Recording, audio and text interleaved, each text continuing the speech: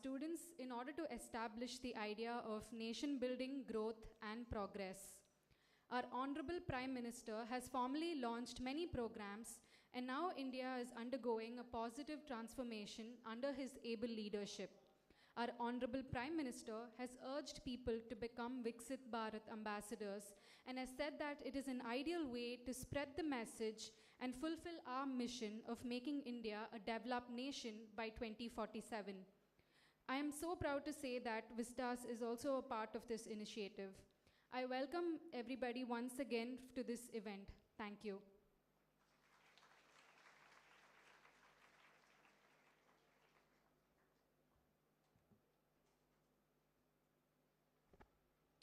Thank you very much, Dr. Preeta Ganesh.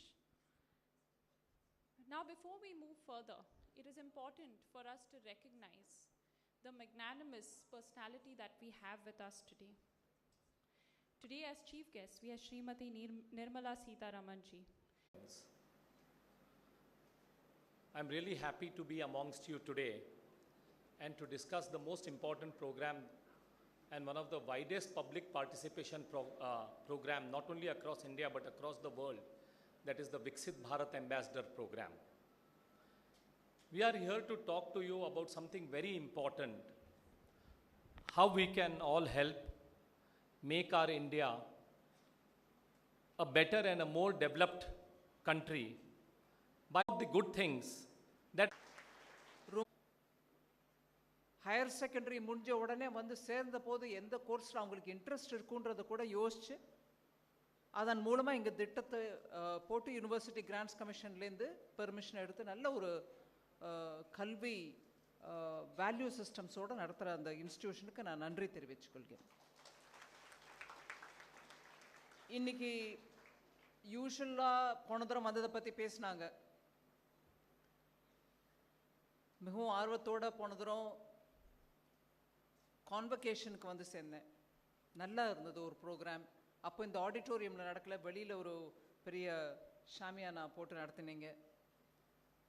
அப்போது பட்டமளிப்பு விழாங்கிறதுனால பட்டத்தை பெற்றுக்கொள்ள வேண்டும் என்ற ஆர்வத்தோடு எல்லாரும் எனக்கு என்னோடய டிகிரி கிடைக்கணும்னு என்னோடய ஃப்ரெண்ட்ஸோடு உட்காந்துட்ருக்கேன்னு இருந்தீங்க. இன்றைக்கி அப்படி இல்லாமல் ஃபைனல் இயர் ஸ்டூடெண்ட்ஸ் கூட இங்கே வந்து பார்ட்டிசிபேட் பண்ணுறதுக்காக உங்கள் எல்லாரையும் கூட பலவிதமான கோர்ஸ்லேருந்து படிச்சுட்டு வெளியில் வந்த போதோ இல்லை அதுக்கப்புறமோ இருந்த நிலைக்கும் இப்போ இருக்கிற நிலைக்கும் ரொம்பவே வித்தியாசம் இருக்குது. அந்த வித்தியாசத்தில் கூட சில அனுபவங்கள் அப்போ ஒன்று தான் இப்போ ஒன்று தான் அப்படின்னு சொல்லிக்கலாம். படித்து முடித்த பிறகு நம்ம எல்லாருக்கும் மனசில் தோணும், அடுத்தது நான் படிக்கணுமா இல்லை வேலைக்கு போகணுமான்ற அந்த கேள்வி அப்போவும் இருந்துச்சு, இப்போவும் இருந்துச்சு. ஆனால் இப்போ இருக்கக்கூடிய பாரதத்தில் என்னெல்லாம் ரெண்டாவது வித்தியாசமாக இருக்குது. ஸோ வாட் அப்படிங்களாம் நம்ம இல்லை, ஸோ வாட்டுக்கு அங்கே இடம் இல்லைங்க. வித்தியாசமாக 10-15 வருஷத்துக்குள்ளே இந்த நாடு இந்த நிலைக்கு வந்துச்சுன்னா அதுக்கு ஒவ்வொரு குடிமகனும் உழைச்சிருக்காங்க. ஒவ்வொரு குடிமகனோட முயற்சியால் தான் அது ஆயிருக்குது. சரி, இந்த ஒரு 10-15 வருஷத்தில் ஆயிடுச்சுன்னு ஏன் நீங்கள் இப்போ சொல்கிறீங்க? 10-15 வருஷம் எத்தனையோ 10-15 வருஷங்கள் முன்னாடி இருந்துச்சு, அப்போ குடிமகன் உழைக்கலையா அப்படின்னு நீங்கள் கேட்கலாம். அப்போவும் உழைச்சாங்க, ஆனால் இப்போவும் உழைச்சாங்க.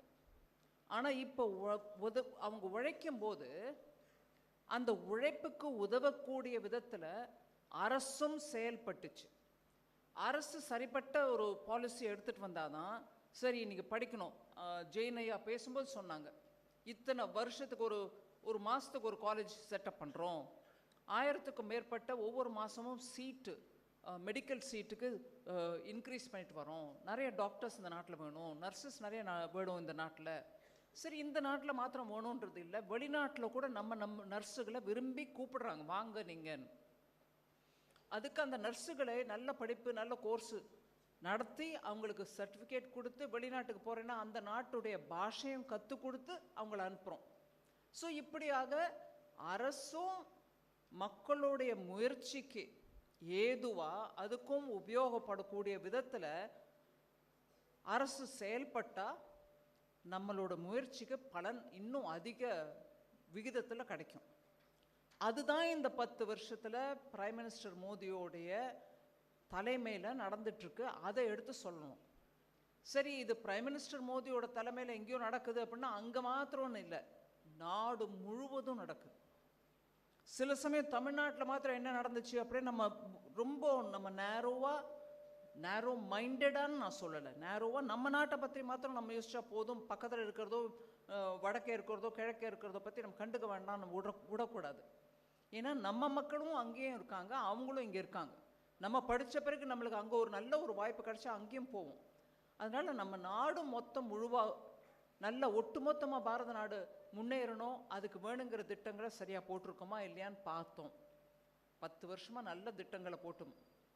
தமிழ்நாட்டில் நான் உதாரணமாக நான் சொல்கிறேன் உங்களுக்கு, சின்ன சின்ன தொழில்கள் நிறையா இருக்குது.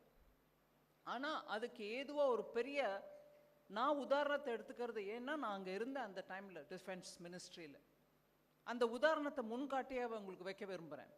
டிஃபென்ஸ் காரிடார்ன்ற ஐடியா பிரைம் மேற்க போயிட்டே இருந்தீங்கன்னா கோயம்புத்தூரோ ஓசூரோ திருச்சியோ நீங்கள் பார்த்தீங்கன்னா சின்ன சின்ன சின்ன தொழில்கள் நிறைய இருக்குது.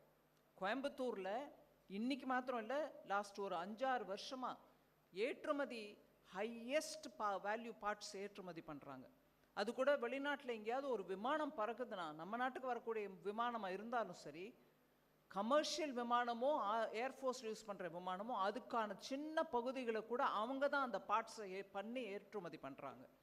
ஸோ அந்த மாதிரி ஹை குவாலிட்டி ப்ராடக்ட்ஸ் பண்ணக்கூடிய கோயம்புத்தூரோ, அதுக்கு பக்கத்துலேயே நம்மளோட சூலூர் ஏர்ஃபோர்ஸ் ஸ்டேஷன் இருக்குது. அதே மாதிரி பார்த்தீங்கன்னா திருச்சி ஆர் ஓசூர் சின்ன சின்ன யூனிட்ஸ் பண்ணுறாங்க, நிறைய என்ஜின் பார்ட்ஸ் பண்ணி கொடுக்குறாங்க, பம்ப்ஸ் மெஷின்ஸ் தயார் பண்ணுறாங்க. அதை தவிர எத்தனையோ காம்பனன்ட்ஸ் பண்ணி கொடுக்குறாங்க அங்கேருந்து. அதுலேருந்து அந்த காரிடார் நம்ம எடுத்துகிட்டு போனோம்னா கிளியராக ஒரு 6 சென்டர்ஸில் இன்வெஸ்ட் பண்ணி அதுலேருந்து நிறைய சப்போர்ட் கொடுக்க ஆரம்பிச்சோம்னா, அந்த காரிடார்ஸ்லாம் பில்டப் பண்ணினோம்னா, நம்ம நாட்டில் தமிழ்நாட்டிலேருந்து நம்ம நாட்டுக்கு டிஃபென்ஸ் எக்ஸ்போ, அதாவது எக்ஸ்போர்ட் ஏற்றுமதி செய்யறதுக்கான வாய்ப்பு வரும். அதன் மூலமாக நம்ம இளைஞர்கள் அதில் பார்ட்டிசிபேட் பண்ணுவாங்க. அங்கே ஆல்ரெடி இன்வெஸ்டட் இப்போது துப்பாக்கி தொழிற்சாலை எடுத்துக்காங்க திருச்சிக்கு பக்கத்தில், அது கவர்மெண்ட் ஆஃப் இந்தியாவால் எப்போவோ 40-50 வருஷத்துக்கு முன்னாடி செட்டப் பண்ணப்பட்டது. ஆனால் அதற்கு இன்னும் கொஞ்சம் முதலீடு போட்டு அதை முன்னேற்றத்துக்கு எடுத்துகிட்டு வரதுக்கான அந்த இன்ட்ரெஸ்ட் போய் அந்த காலகட்டம் தாண்டி போய் அது அப்படியே இருந்துகிட்டு இருந்துச்சு. நான் போய் விசிட் கூட பண்ணேன். நான் திருச்சியில் படித்தவ தான். அதுக்கு துப்பாக்கி தொழிற்சாலைனால எங்களுக்கு தெரியும், பஸ் ஸ்டாண்ட் ஒன்று கேந்திரிய வித்யாலயா தான் இருந்துட்டு இருந்துச்சு. அதை தவிர திருச்சியில் துப்பாக்கி தொழிற்சாலை ஏதோ கொஞ்சம் உற்பத்தி பண்ணிட்டு இருந்தாங்க. ஆனால் அந்த யூனிட்டை இன்னும் இதோடு சேர்த்து டிஃபென்ஸ் ப்ரொடக்ஷனுக்கு இன்னும் நல்லா முன்னாடி எடுத்துகிட்டு வரணுன்ற எண்ணத்தோட டிஃபென்ஸ் காரிடாரில் அதையும் சேர்க்கப்பட்டது, திருச்சியும் சேர்க்கப்பட்டது. இப்படியாக பெங்களூரில் HALன்னுவாங்க, பார்லிமெண்ட்டில் அடிக்கடி கேள்வி கேட்பாங்க. ஹிந்துஸ்தான் ஏரோநாட்டிக்ஸ் லிமிடெட், நல்ல ஏரோப்ளைன்ஸ் தயார் பண்ணக்கூடிய நிறுவனம், அதுக்கு ஏங்க ஒன்றுமே பணம் கொடுக்கல, அப்படியே சீரழிஞ்சிட்ருக்கு. எப்போ கேட்குறாங்க? 2014 கேட்டாங்க அந்த கேள்வி, 2019 கேட்டாங்க அந்த கேள்வி. இன்னைக்கு ஹிந்துஸ்தான் ஏரோநாட்டிக்ஸ் லிமிடெட் நாட்டுக்கு பெரிய ஏற்றுமதியும் பண்ணுது, நம்ம நாட்டுக்கு ப்ரொடக்ஷனும் கொடுக்குது. அதை தவிர ஒரு கம்பெனின்னு பார்த்தீங்கன்னா லிஸ்டட் கம்பெனி, அதாவது ஸ்டாக் மார்க்கெட்டில் லிஸ்டாக இருக்குது. ஒவ்வொருத்தரும் நீங்களும் ஷேர் வச்சுருப்பீங்க, நானும் ஷேர் வச்சுருப்பீங்க, எல்லாரும் ஷேர் வச்சுருப்போம். உங்களுக்கு அந்த ஷேர் மூலமாக வரக்கூடிய வருவாய் டிவிடெண்ட் அப்படிங்கிறோமே, அந்த டிவிடெண்ட் இன்னைக்கு ஹையஸ்ட் டிவிடெண்ட் கொடுக்குற கம்பெனி HAL. அதில் அவ்வளோ முதலீடு போட்டிருக்கிறதுனால அதை தவிர பெரிய பெரிய நிறுவனங்களுடன் அவங்களுக்கு ஒப்பந்தமாக இருக்குது. என்ன? அவங்களோட டெக்னாலஜியோடு நம்ம இங்கே வந்து என்ஜின் ப்ரொடியூஸ் பண்ணுறோம், ஹிந்துஸ்தான் ஏரோநாட்டிக்ஸ் லிமிடெட். நான் இப்படி நிறைய ரேண்டமாக உதாரணம் எதுக்கு கொடுக்குறேன்னா, ஒவ்வொரு நிறுவனத்தை பற்றியும் அந்த நிறுவனங்கள் இருக்கக்கூடிய அந்த ஏரியா பற்றியும் நல்ல ஒரு தீவிரமாக ஆராய்ச்சி பண்ணிவிட்டு அந்த இடத்துல நம்ம இன்வெஸ்ட்மெண்ட் எடுத்துகிட்டு போனோம்னா, அந்த இடம் மாத்திரம் இல்லை, அங்கே இருக்கக்கூடிய மாணவர்களுக்கும் சரி, அங்கே இருக்கக்கூடிய தொழில்களும் சரி முன்னேறுவாங்க அப்படின்ட்டு அந்த திட்டம் இப்போது தமிழ்நாட்டுக்கு அந்த காரிடாரை எடுத்துகிட்டு வந்ததுனால, நான் உங்களுக்கு உதாரணத்துக்கு பில்டப் பண்ணுறேன். அதே உதாரணத்தை அமெரிக்க கப்பல் படையில் கூட ஏதாவது இந்த பக்கம் ஹை சீஸில் போயிட்டுருக்கு, இந்தியன் ஓஷன்னா ஹை சீஸ் இருக்கும், அதாவது அந்த இடத்துல எல்லா கப்பலும் போகலாம், எல்லா நாட்டுக்காரங்களும் போகலாம், அங்கே யாருக்கும் இவங்களோட அதிகாரம் தான் அங்கே இருக்குன்னு சொல்ல முடியாது. They are called high cheese. அந்த ஹை சீஸில் போகக்கூடிய பெரிய பெரிய கப்பல்களை கூட ரிப்பேர் பண்ணுறதுக்கான அதிகாரமும் அதுக்குரிய நைப்புண்ணியமும் டெக்னாலஜியும் அங்கே தான் இருக்குது அப்படின்ட்டு சென்னைக்கு வரதுக்கு ஒத்துக்கிட்டு இருக்காங்க அவங்க. அப்படின்னா அந்த இடத்துல நேவல் ஷிப்ஸ், மேரிடைம் ஷிப்ஸ், இங்கே நிறைய ஸ்டூடெண்ட்ஸ் இருக்காங்க நாட்டிக்கல் சயின்சஸ் படிக்கிறவங்க. நான் கேட்டுட்டு இருந்தேன் ஐயாவை, என்ன அந்த யூனிஃபார்மில் வந்திருக்க ஸ்டூடெண்ட்ஸ் யாருங்கன்னு. மெரெயின் சம்மந்தப்பட்ட டெக்னாலஜிஸ் பில்டப் பண்ணுறதுக்கு அதை சர்வீஸ் பண்ணுறதுக்கும் நம்மக்கிட்ட கெப்பாசிட்டி இருக்குன்றதுனால அங்கே இன்வெஸ்ட்மெண்ட் வந்திருக்குது. ப்ளஸ் நம்ம டிஃபென்ஸ் காரிடாரையும் அதோட லிங்க் பண்ணிருக்கோன்றதுனால இன்றைக்கி அமெரிக்கன் ஷிப்ஸ் கூட அங்கே வந்து சர்வீஸிங்க்கு வராங்க. அப்படின்னா இங்கே நீங்கள் நல்ல ஒரு பிளானிங்கோடு எடுத்துகிட்டு வந்த உங்களோட நாட்டிக்கல் சயின்ஸஸ் ஸ்டூடெண்ட்ஸ்க்கு ஸ்ட்ரெயிட்டாகவே அங்கே ஜாப்ஸ் கிடைக்கும்.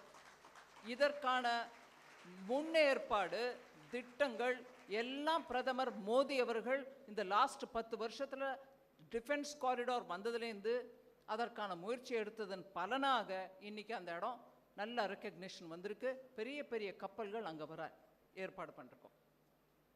இன்னொரு எக்ஸ்ட்ரீம் எடுத்துக்கோங்க, கோயம்புத்தூர்.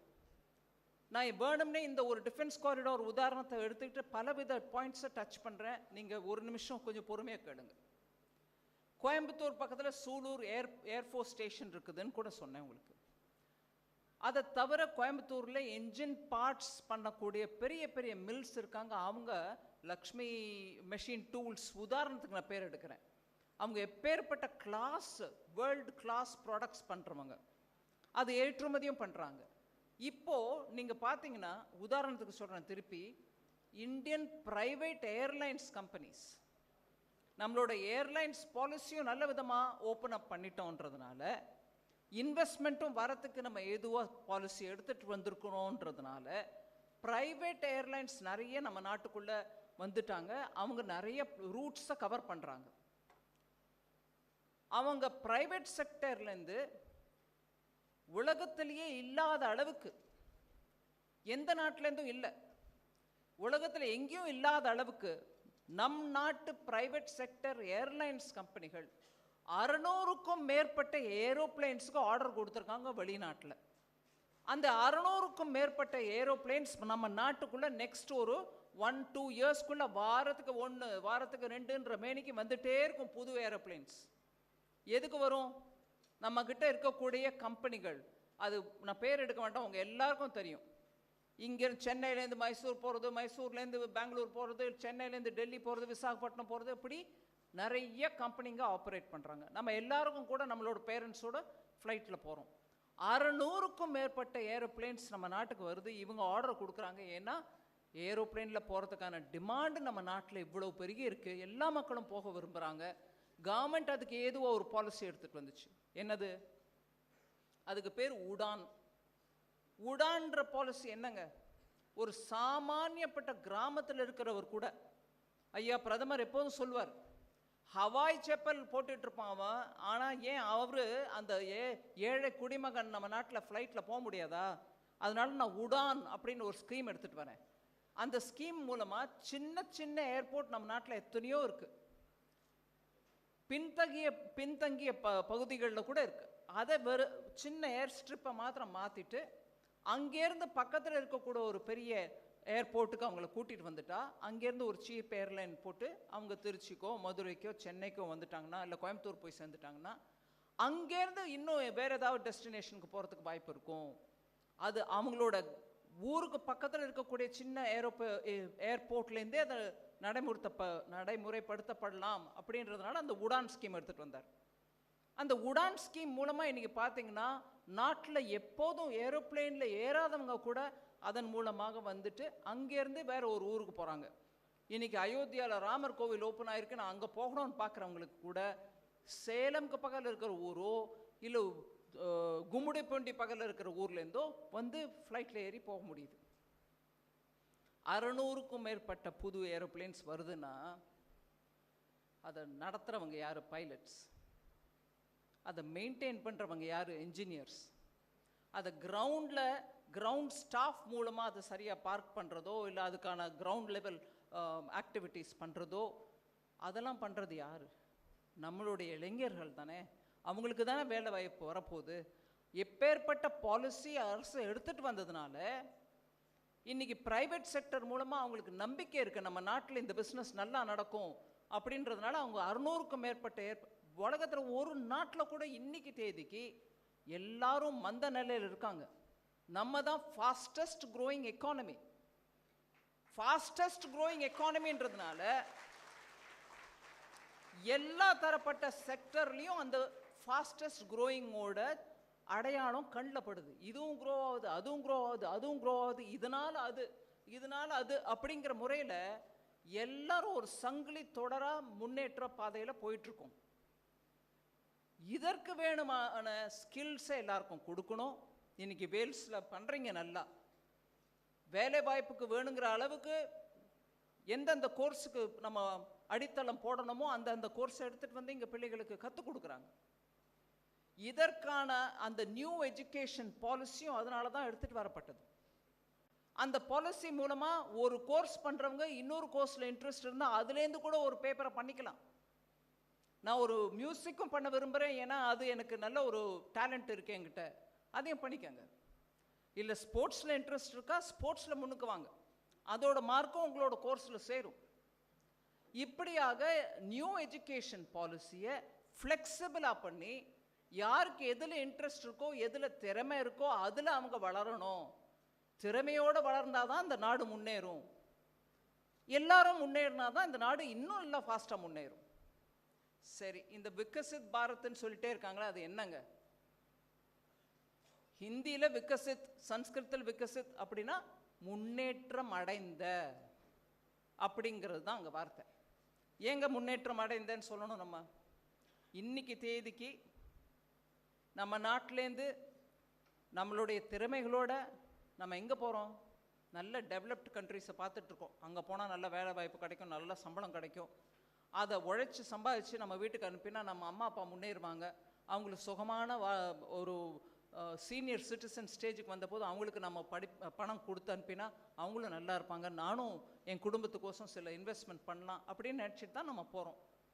அந்த திறமையும் அந்த வாய்ப்பும் அதையும் எடுத்துகிட்டு நம்ம போகிறதுனால அங்கே போய் சம்பாதிக்கிற மாதிரி நம்ம நாட்டிலே அந்த வாய்ப்பு, நம்ம நாட்டிலே அந்த சம்பாத்தியம், நம்ம நாட்டிலே நம்ம தாய் தந்தையோரோட நம்ம குடும்பத்தோடு இருக்கக்கூடிய அந்த வாய்ப்பும் நம்மளுக்கு கிடச்சிச்சுன்னா, ஊரும் அந்த மாதிரி ஒரு முன்னேற்றம் அடைந்த ஊருக்கு இருக்கக்கூடிய லட்சணங்கள் எல்லாம் வந்துருச்சுன்னா, என்ன லட்சணங்கள்?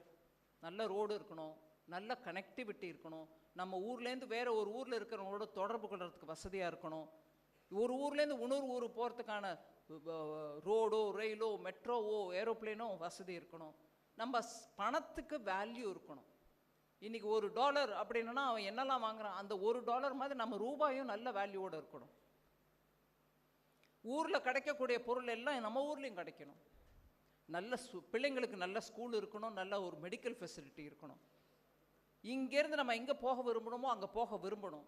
நம்ம நாட்டை மதிக்கணும். மிகுத்த நாடுகளும் இதர நாடுகள் நம்மளை மதித்தாங்கன்னா நம்மளுக்கு எங்கே நம்ம பாஸ்போர்ட்டை காமிச்சாலும் ஓ எஸ் இந்தியா நீங்கள் வாங்கன்னு வாங்க. இல்லை நீங்கள் உங்களால் ஒரு விதமான ஆதாயம் அவங்களுக்கு இல்லைன்னா என்ன தான் நீங்கள் பாஸ்போர்ட் வச்சுருந்தாலும் உங்களை வர சொல்ல மாட்டாங்க. இவங்க வந்தால் ஒரு வேளை இங்கே ரெஃப்யூஜி ஆகிடுவாங்களோ, இல்லை இவங்க வந்தால் இவங்க ஒன்றும் செலவு பண்ண மாட்டான், அதனால் நம்ம ஊருக்கு ஒன்றும் வருமானம் இருக்காதோ அப்படின்ற அந்த நிலையில் நம்ம நாடு இருக்கக்கூடாது. இப்படியாக அந்த லட்சணங்கள், ஒரு டெவலப்டு கண்ட்ரிக்கு இருக்கக்கூடிய லட்சணங்கள் நம்ம நாட்டுக்கே நம்ம வரவழைச்சிட்டோம்னா, நம்ம இளைஞர்கள் இங்கேயே இருந்து அங்கே போய் சம்பாதிக்கக்கூடிய அந்த மாதிரி நல்ல ஒரு டேலண்டட் ஒர்க்கை இங்கே பண்ணி நம்ம நாட்டுக்கும் நல்லது, அவங்க குடும்பத்துக்கும் நல்லது, சொந்தமாக ஜாப் சாட்டிஸ்ஃபேக்ஷனும் உங்களுக்கு கிடைக்கும். அதுதான் விகசித் பாரத். அதை பிரதமர் என்ன சொன்னார்னா, 2047 இந்த நாட்டை ஒரு விகசித் கண்ட்ரியா, டெவலப்டு கண்ட்ரியா நம்ம பண்ணணும்.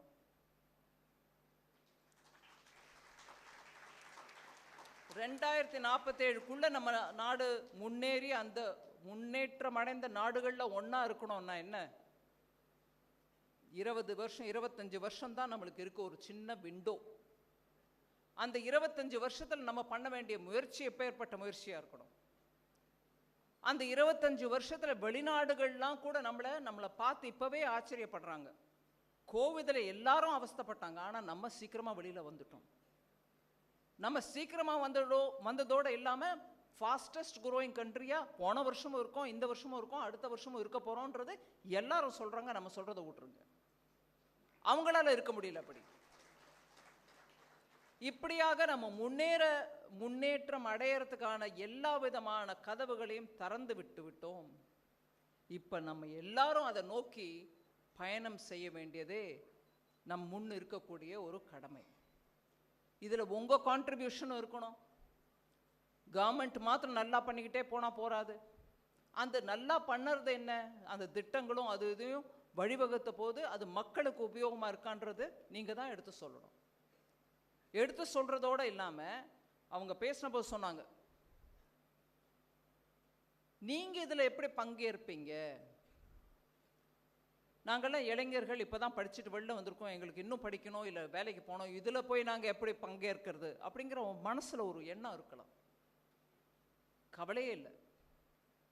நம்மளை சுற்றி நடக்கக்கூடிய விஷயங்கள் எல்லாத்தையும் எடுத்து சொல்லணும். நம்மளோட தோழர்களோட உட்காந்துருக்கும் போதோ, தாய் தந்தையரோடு உட்காந்துருக்கும் போதோ, அம்மா அதை பாருங்கள், எப்படிலாம் நல்லா என்னெல்லாமோ முன்னேற்றம் பார்க்குறோம் நம்ம ஊரில், எப்படிங்க இது? இல்லை வேறு ஒரு இடத்துல நம்ம பார்க்குறோம், மக்கள் சின்ன சின்ன தொழில் பண்ணுறவங்க கூட இன்றைக்கி ஃபோனை வச்சுட்டு டிஜிட்டலில் பே பண்ணுறாங்க. அது என்னம்மா, அதனால் நம்ம நாட்டுக்கு என்ன ஆதாயம்? உங்கள் அம்மாவுக்கு அழுங்க, அப்பாவுக்கு அழுங்க, இல்லை வீட்டில் உன்னோட ஃப்ரெண்ட்ஸோடு உட்காந்துட்டு இருக்கும்போது அவங்களோட பேசுங்க. உதாரணத்துக்கு சொல்கிறேன், டிஜிட்டல் பேமெண்ட்டை பற்றி இந்த நாட்டின் மக்களுடைய திறமையை புரிஞ்சிக்காம கிராமத்தில் இருக்கக்கூடிய மக்கள் அதனால் என்ன ஆதாயப்படுவாங்க, அவங்களுக்கு என்ன பெனிஃபிட், அதனால் கிராமத்தில் இன்டர்நெட் இருக்குமா, கரண்ட் இருக்குமான்னு கேட்டவங்களுக்கே நான் சொல்கிறேன், 43.3 கோடி டிரான்சாக்ஷன் நடக்குதுங்க ஒரு மாதம் நம்ம நாட்டில். ஒவ்வொரு மாதமும் நீங்களும் சரி ஸ்விக்கியில் போய் ஃபுட் ஆர்டர் பண்ணுங்க, இல்லை நான் ஷாப்பிங் பண்ணணும் அது ஒரு ஆர்டர் டிரான்சாக்ஷன் பண்ணுங்க, இல்லை பேங்க்கில் பேமெண்ட் எடுங்க. எத்தனையோ விதத்தில் நம்ம அந்த டிஜிட்டல் பேமெண்ட்டை உபயோகிக்கிறோம். அந்த டிஜிட்டல் பேமெண்ட் உபயோகிக்கிறதுனால நம்ம என்ன காட்டுறோம்? பொதுமக்களுக்கோசம் ஒரு விதமான சார்ஜும் இல்லாமல் பப்ளிக் இன்ஃப்ராஸ்ட்ரக்சர் கிரியேட் பண்ணிருக்காங்க கவர்மெண்ட். Digital infrastructure.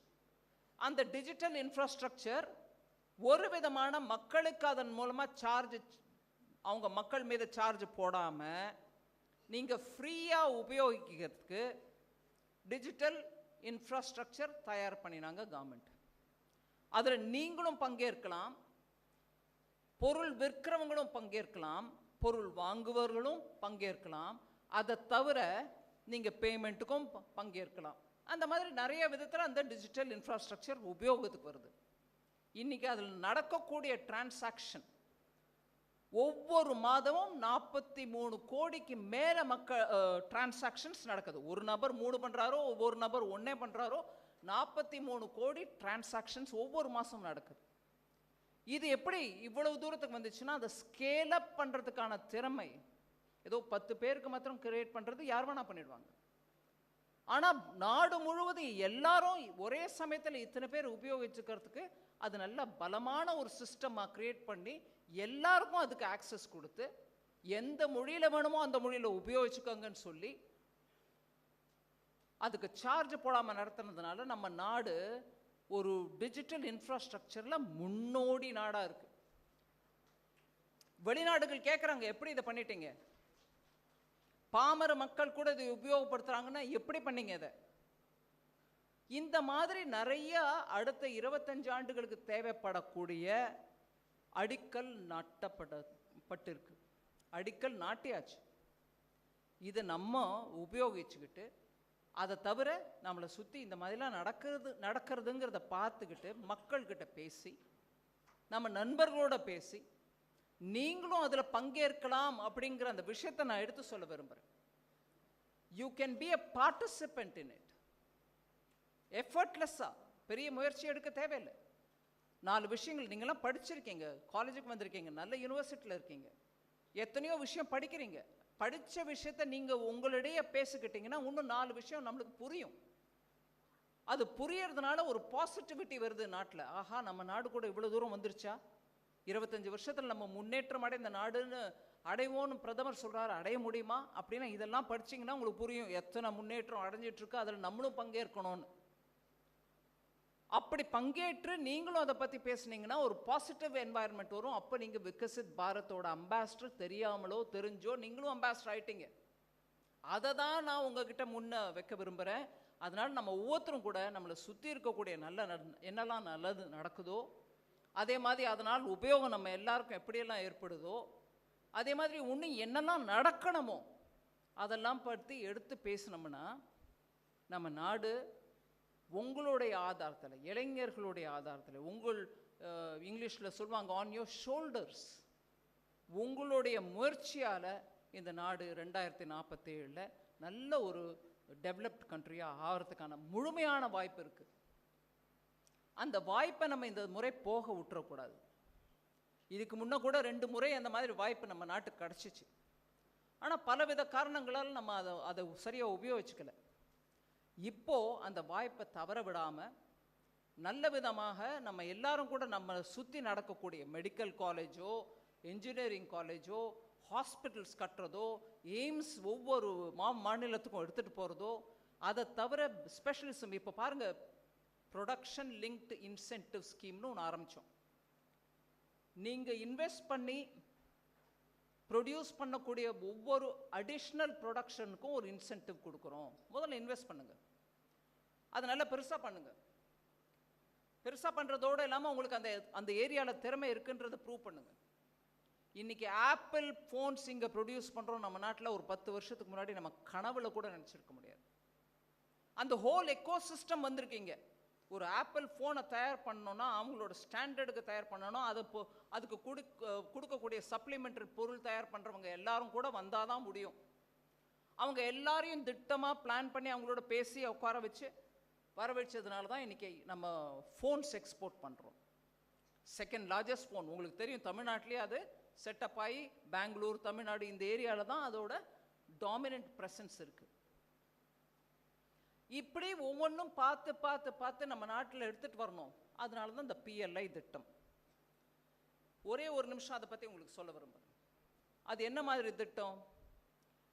இனிமே வரக்கூடிய பாரத நாட்டுக்கு தேவையான அந்த இண்டஸ்ட்ரீஸை ஐடென்டிஃபை பண்ணுறோம். அதனால தான் அது சன்ரைஸ் செக்டர் அப்படிங்கிறோம். அது ரினியூவபிள் எனர்ஜியாக இருக்கலாம், சோலாராக இருக்கலாம், விண்டாக இருக்கலாம்,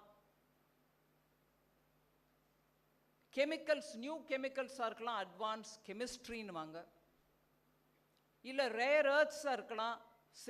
சில பட்ட பொருள்கள் மாத்திரம்தான் நம்மளுக்கு இன்னும் நல்ல ஒரு ப்ரொடக்ஷன் கொடுக்கும், இதுலேருந்து எனர்ஜி நல்லா வரும், தோரியமாக யூஸ் பண்ணலாம் அப்படின்னு சில ஐடென்டிஃபைட் ப்ராடக்ட்ஸுக்கு நம்மளுக்கு இப்போ டெக்னாலஜி தேவைப்படுது. அது நம்ம மக்களே பண்ணுறாங்க. ஸோ அட்வான்ஸ் கெமிஸ்ட்ரினா உங்களுக்கு அந்த பேட்ரி டெக்னாலஜி நம்மளுக்கு இருக்கணும். பகல் நேரத்தில் சூரிய ஒளியினால நம்மளுக்கு ரினியூவபிள் எனர்ஜி கிடச்சிடுறது. ஆனால் ராத்திரி வேலை நம்மளுக்கு கிடைக்காது. நிலக்கரியிலேருந்து வர்றது பகலும் கிடைக்கும், ராத்திரியும் கிடைக்கும், ஏன்னா எரிச்சுக்கிட்டே இருக்கலாம். ராத்திரியில் சோலார் பவர் நம்ம பகல் நேரத்தில் உற்பத்தி பண்ணுறதை எங்கே வைக்கிறது? வச்சு ப்ரொடெக்ட் பண்ணிக்கிட்டு அதை பேட்டரி ஸ்டோரேஜ் மூலமாக வச்சோம்னா ராத்திரியில் கூட உபயோகிக்கலாமா? அதற்கான திறமையோ டெக்னாலஜியோ நம்மக்கிட்ட இருக்கா? அதுக்கும் நாங்கள் இன்சென்டிவ் கொடுக்குறோம். அதே மாதிரி க்ரீன் ஹைட்ரஜன், இதெல்லாம் ஏன் இப்போ நம்மளுக்கு தேவை? போக போக நம்ம நாடு பலவித நாடுகளோடு சேர்ந்து என்வாயர்மெண்ட்டுக்கு பொல்யூஷன் கொடுக்காத அந்த திட்டங்களை எடுத்துகிட்டு வரணும். அதனால தான் பாருங்கள், இன்றைக்கி ராஜஸ்தானோட டெசர்ட்லேயோ தமிழ்நாட்டுக்கு தெற்கே கடல் ஓரத்துலேயோ சோலார் பேனல்ஸ் வைக்கிறோம். ரினியூவபிள் எனர்ஜி வேணும், நம்மளுக்கு பொல்யூஷன் கொடுக்கக்கூடிய மெட்டீரியல்ஸ் வேண்டாம். இதுக்கெல்லாம் நம்ம சப்போர்ட் பண்ணிட்டு வளரும்போது உலகத்திலேயே முன்னோடியாக நம்ம இருக்க போகிறோம். ரினியூவபிள் எனர்ஜி செக்டருங்கிற விஷயம் கூட நம்மளுக்கு ஞாபகத்துக்கு வரணும். இப்படியாக நிறையா சொல்லிட்டே போகலாம். ஆனால் நீங்கள் விகசித் பாரத்தோட அம்பாஸ்டராக, முன்னேற்றம் அடைந்த பாரதத்தின் தூதராக இருக்க வேண்டும். நீங்கள் எல்லாரும் அந்த விகசித் பாரத், டெவலப்டு பாரத்தோட விஷயங்களை எடுத்து சொல்ல வேண்டும். இது நம்ம நாட்டுக்கு ஒரு பாசிட்டிவிட்டியை கொடுக்கும். 2047 நீங்கள் தான் இந்த நாட்டின் பெரிய அளவால் குடிமகன். நீங்கள் உங்களுடைய ஸ்ட்ரென்த்தில் தான் இந்த நாடு முன்னேறும். அப்போ நீங்கள் அனுபவிக்கிறதுக்கு இந்த நாடு ஒரு பெருமையுடைய நாடாக இருக்கணும். அப்படிங்கிற இந்த முயற்சியில் தான் இந்த மீட்டிங் நடந்தது.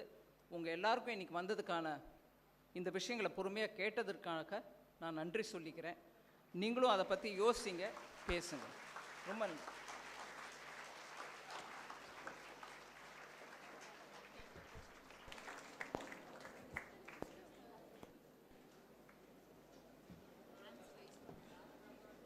Thank you very much, ma'am, for very effectively highlighting the abundance of opportunities and jobs that lie for each and every student sitting here, with India becoming Viksit Bharat and with us becoming the fastest and the third largest economy of the world. Also throwing light on the booming sunrise sectors which are now being given immense importance now in India. And telling us that what is Viksit Bharat and why it is important for each of us to be a part of this journey. With that, we would now like to move to the interactive question-answer round with the students. So if we may request, if there are students who have any questions, if they may put up their hand and then we can have the questions, please. Ma'am will be happy to answer a few questions. Can we have the mic being passed around? Yes, yes, ma'am. If you could just come in front. Can the cameras move so that the students can just come in front and ask their question? Good day, ma'am. This is Dechanya.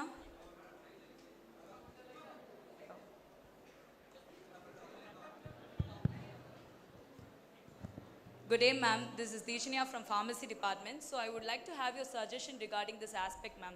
33% of reservation has been given for women in parliament and assemblies. So what would be your advice for young women to pursue their career in politics? Oh, thank you for asking this question. Please do sit down wherever you were seated. You can sit there. My 33% reservation was brought in. Actually, நம்ம எல்லாருக்கும் கூட ஒரு விஷயம் சொல்லணும். புது பார்லிமெண்ட்ல முதலா pass பண்ணப்பட்ட சட்டம் பெண்கள் ரிசர்வேஷன் சட்டம் தான். So, அந்த புது parliament building, first memory for me will be, what was the first law passed in that? It is women's reservation. 33%. It shows the commitment of this current government. I would think it paves the way for more people to be MLAs, MPs. So, you're very young. You should come out now and do some kind of, without affecting your studies. That's very important. Keep moving with your education. But during the weekend, with some group of people, with your students or faculty, do some public work. Help in the surrounding areas. It can be an environment related work. It can be something to clean the beach. It can be restoring a lake which was lost, or making sure that the children of poorest of poor houses are given that extra coaching in the evening so that they also can catch up. But start doing something so that you are tied up with your roots. And that itself will build that interest in you, that at the right time you can always choose to get into full-time politics.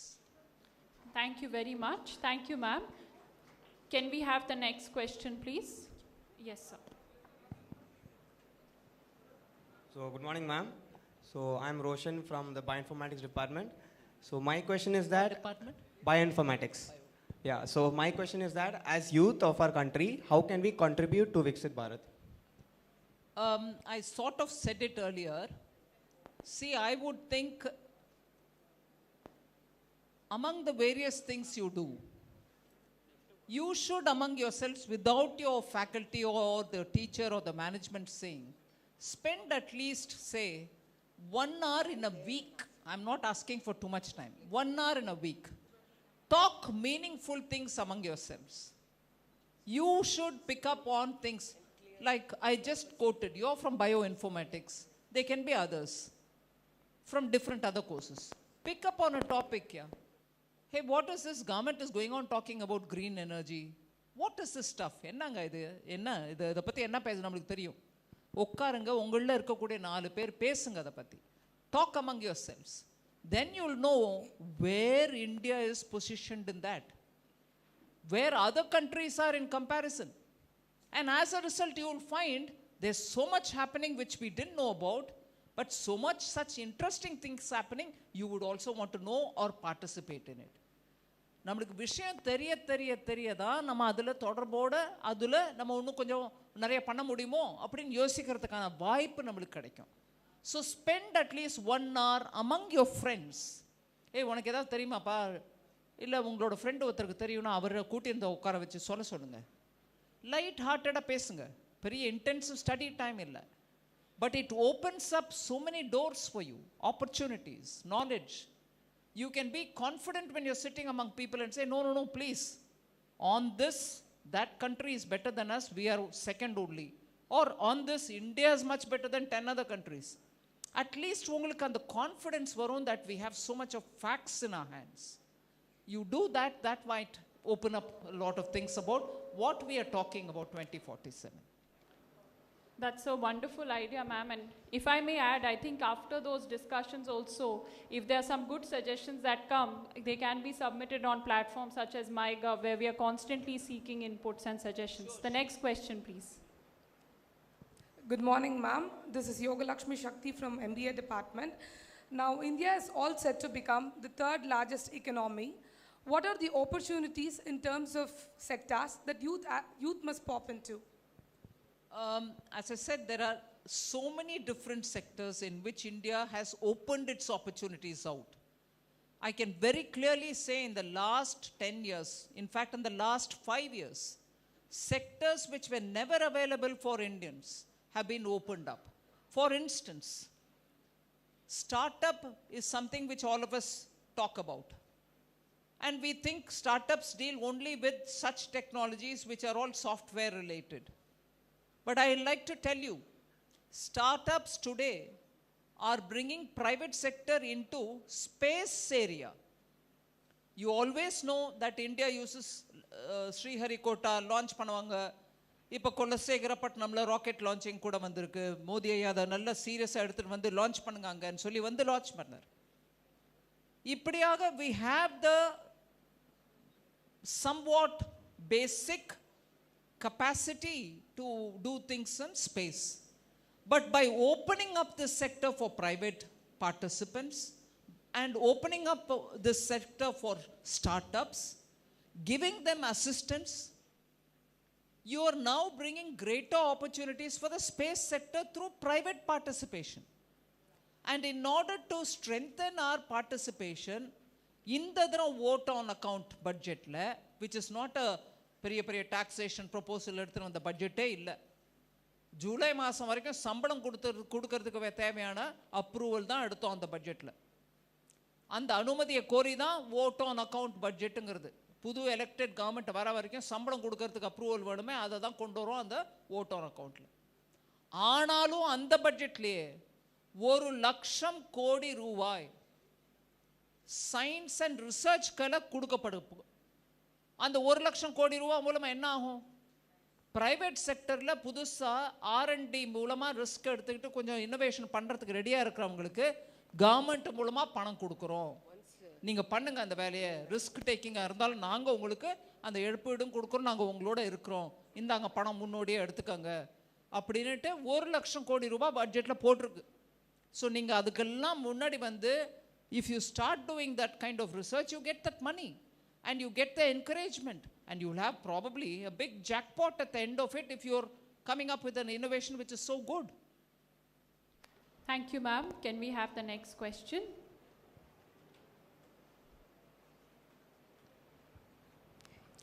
Very good morning, ma'am. Myself, Karan Chauhan from Maritime Department. Ma'am, my question is, how as we as a youth can participate in governance? Well, as you just heard ma'am say, that you give your inputs to, let us say, MyGov. It's a platform which receives all the inputs from people. You have a thought about a policy which has to be done this way or that way, you send it to the MyGov platform. That becomes a very strong platform through which policy making can be influenced by you. Thank you. The next question, please. This will be the last question we'll be taking. Good morning, ma'am. I'm Tanvita from Aviation Department, and I would like to ask you a question, ma'am. How do we know that Bharat has become Viksit, and what are the markers, ma'am? Well, as I said, Viksit Bharat is the goal that we are aiming to reach. Please sit there. 2047 is the date by which, or year by which we want to reach that destination. And what is the marker for being developed? For being developed. I quoted the example of many of you who go abroad. Why do you go abroad? Because there are developed countries, they have opportunities, they give you better pay, and you get greater job satisfaction, and the money that you earn gives you better returns, in the sense when you come back to India, you can build your house, be with your parents, own a car, have better bank deposits, and also give better education to your children and so on. Those are the indicators. And not only that, the other indicators are you have better infrastructure, better schools, better hospitals, better treatment, better doctors, better communication because of your internet and other varieties. So, if those markers have to be achieved for India, 25 years from now is when we have to do it. We've laid the foundation for it by better roads, better buildings, better connectivity through optical fibers, better policy through which greater investment is coming. In these 25 years, we'll have to bring value addition to it so that we reach that destination. Thank you very much. Thank you. That brings us to the end of the interactive question answer round. That also brings us to the conclusion of this program. May I now please invite the Vice Chancellor of Wales University, Dr. Shrima Narayanan, to please give the vote of thanks for today's event.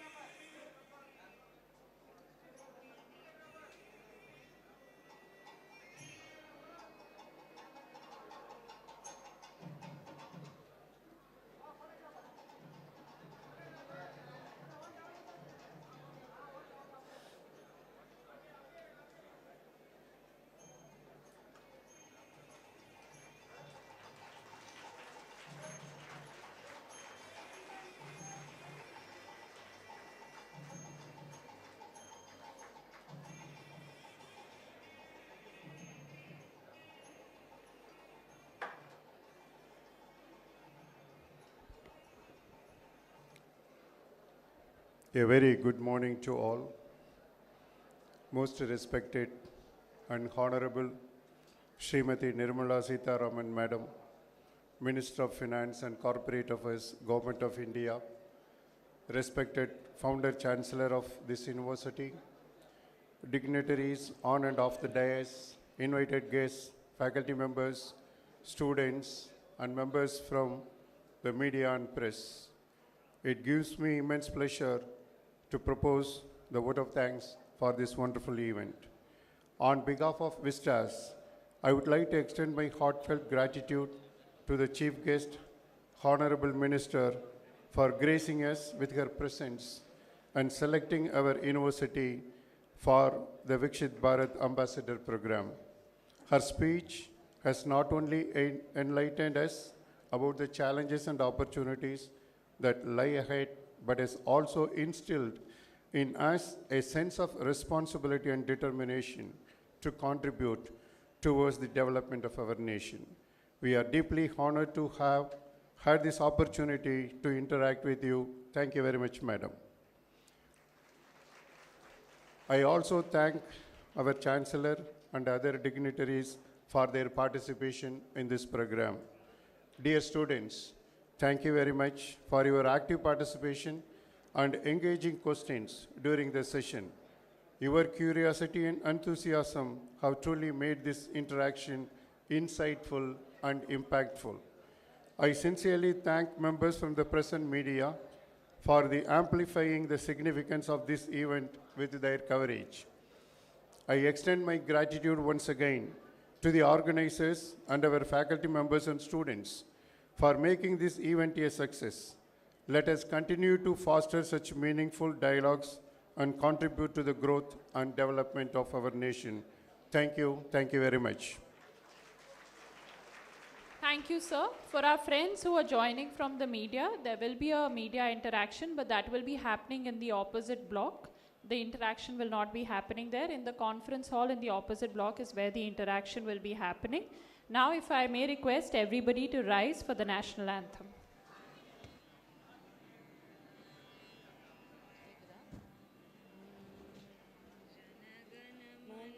जनगणमनाधिनायक जय हे भारत भाग्य विधाता पंजाब सिंध गुजरात मराठा द्राविड उत्कल वंगा विंध्य हिमाचल यमुना गंगा उच्चल जलधि तरंगा तब शुभ नामे जाहे तब शुभ आशीष माहे गाहे तब जय गाता जनगण मंगलदायक जय हे भारत भाग्य विधाता जय हे जय हे जय हे